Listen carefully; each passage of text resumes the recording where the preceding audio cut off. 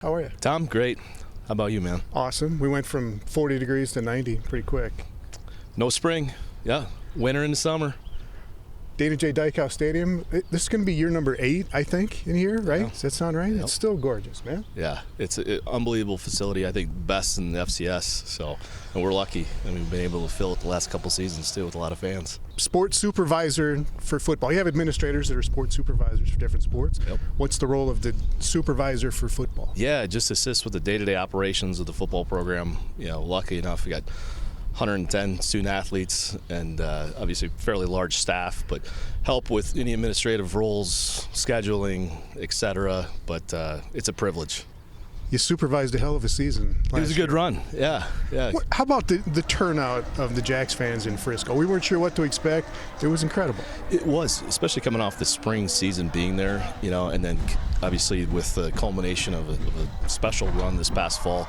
We knew it was going to be a big crowd, but I think everyone was pleasantly surprised to have the crowd that we had, and they made a difference. Yeah. August 31st, Thursday night is the first game this fall. Western Oregon is the opponent. Why Thursday night, and how'd you get Western Oregon in here? Yeah, so kind of a combination. We were able to transition the Drake home football game to Target Field, so that was the first thing. And then we needed to find another home game, and we wanted to do that to be able to celebrate the national championship team. But also with a Thursday night game, we thought to have students still here, being this Labor Day weekend, let's pack the stadium. All right, we get that game. We get Montana State in here the next week, which is going to be fantastic.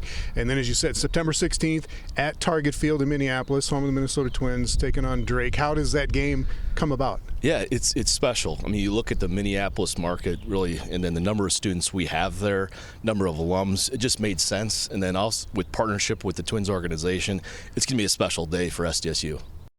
30,000 fans. What's the goal? What are you expecting? What's going to be the turnout? We obviously want to fill as many Jacks fans as possible. We know that we've got a few months away to keep pushing ticket sales. All in all, I think it's going to be just a great setting for college football. This is to be their third game they've hosted. Hosted NSU a couple years ago, St. John's, St. Thomas a few years back, but overall, it's a special setting. You guys did a walkthrough there about a week ago. Did you get a feel for the layout of the field and locker rooms and all that kind of stuff? We did. Yeah, the Twins are gracious enough to be able to give our entire external staff, internal staff a site walkthrough.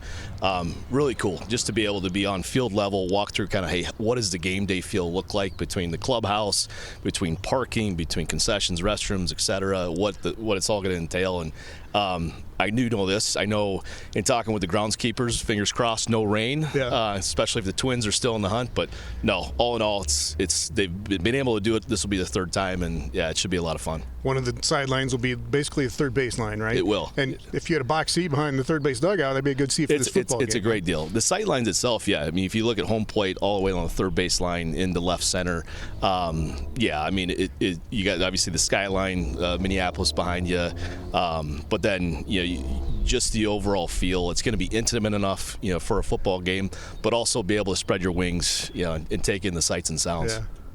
And the weather's going to be perfect, so it's going to be great in September. All right, so Western Oregon, Montana State, Drake at Target Fields, and then we get into the Valley. Yep. And attendance last year, I think 12,500 was the overall. That included the playoff games. It was higher than that during the regular season, but that's always the goal, is to keep moving that up, right? With 18,000+ seats, you look at the response post-Frisco, post-national championship, we've been able to sell over 6,000 season tickets thus far. That's a record. So we fully expect some big crowds this fall. And the team should be good. Team should be pretty sporty, yeah. I mean, you look at the 18 returning starters coming back. Every team is different. Every season's different. Expectations are high, but knowing this team, I think they're going to embrace it.